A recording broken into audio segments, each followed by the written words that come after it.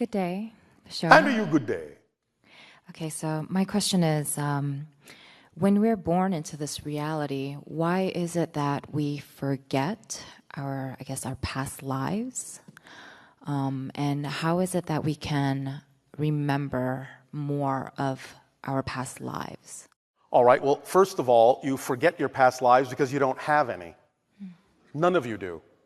Everything exists at once. The past is an illusion. What you're calling past lives, you call that because you're coming from a linear space-time frame of reference. The idea is that you make those connections to other simultaneous incarnations that exist exactly at the same time you do. When you come from the present, you make those connections. You say, I need to make this connection, I need to make this connection, I need to download information and experience from that person in that life, and that person in that life, and that person in that life. From my perspective, they may seem to have lived 300 years ago. From this perspective, they may seem to be living 300 years in the future, but these are the connections I need to make from the present in order to download the information I need to help me with my theme in this life, just as they may be doing the same with me to download information that helps them with the themes they are exploring in their lives. It all happens in the present. There's no such thing as a past life in that context. Do you understand? Yes. But the bigger question is answered this way. You forget so that you can remember from a new perspective. Because if you only exist in a timeless state, there's no change, there's no growth, there's no difference. You have to forget who you are to remember who you are from a new point of view, to discover something new about yourself. Because you see, the structure of existence never changes. It's eternal, it's infinite. It's always the same structure. It's existence itself. What changes, what expands creation, is that your perspective and experience of the structure keeps changing. Now I'm looking at it from this point of view. Now I'm having this experience of the structure. Now I'm seeing it this way. Now I am this perspective. That's what expands creation infinitely. The structure never changes. Does that make sense? Yes. So you have to forget who you are to remember who you are from another point of view, to add to the sense of who you are and grow. Yes? Yes. So the only perspective, let's say, that you could come from, where you could say, yes, this is my life, and that is my life, and that is my life, is from the oversoul perspective, because all those lives are extensions, quite often, of the same oversoul. But as a person, on this level, you are you. You have never been anyone else, and no one else ever has become you. Because the very idea of being an individuated person, persona, an individual soul, is that you are an individual and you remain so. Because you're unique. That's a unique experience. You can create the experience as if you have had other lives, reincarnation, and so on and so forth. But that's not mechanically what's happening. All the lives already exist. But your consciousness can shift in ways to give you an experience as if you're remembering another life you had. But that's just a perspective of linear space-time. Is this making sense? It is. But then how does karma carry over from... It doesn't. That's the point.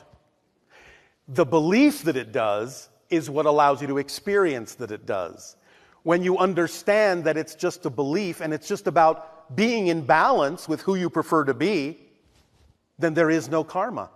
So in a sense, you have balanced your karma by getting to a point where you realize that there really isn't any karma and it's just about being in the state you prefer to be in. Does that make sense? It does.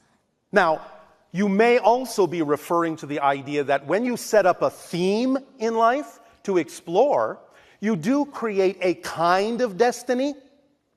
You do create a kind of momentum, certain kinds of things that you must explore as part of that theme. And if you want to refer to that as karma, you can. But it's not really coming from the past lives. It's coming from the present in the sense that it's simply representative of the challenges you need to face to explore this theme fully. So you work with the idea of destiny or karma and free will both together in a certain way.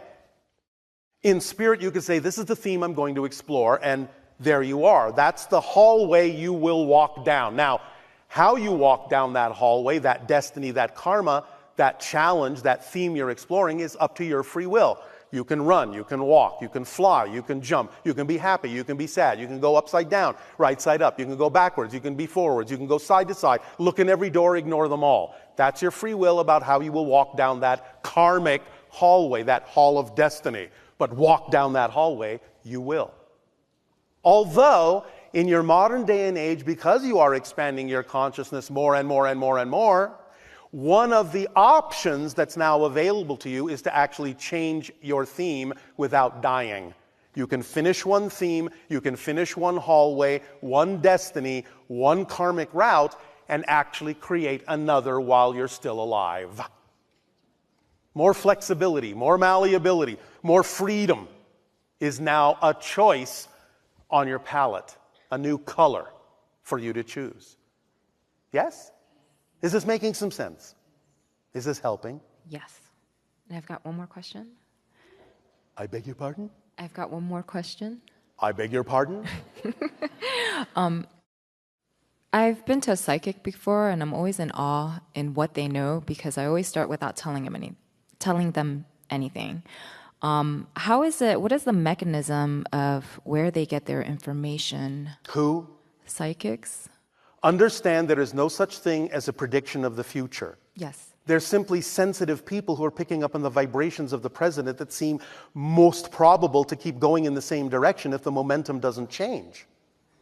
They're simply reading the energy of the present and letting you know what it is, so that if you like it, if you like where it's going, you can simply stay on that path. But if you don't prefer it, you can change the path, thus rendering the psychic prediction obsolete. Yes. The idea of being psychic is simply being sensitive to more energies, higher frequency energies, and translating them through, in a sense, into language that others can understand. It's like being some form of, shall we say, electronic instrument that can pick up on certain vibrations that you can read in the needle being the language. Yes? Yes. So that's all. But as you follow your passion, as you do that to the best you are able, as you do it with no insistence on a particular outcome, you increase your sensitivity to higher frequency information. Yes. It's as simple as that. An example of that idea is the way our society functions in pure synchronism. Everyone is exactly where they need to be, when they need to be there, with whom they need to be. And the idea is that we don't really function on memory. We simply know what we need to know when we need to know it. It's as simple as that. No different than the idea of being psychic. It's just being in tune with what you need to know at that moment because you're in tune with more of yourself. Yes? Yes. Does that help? Yes. All right, well, thank you. Thank you.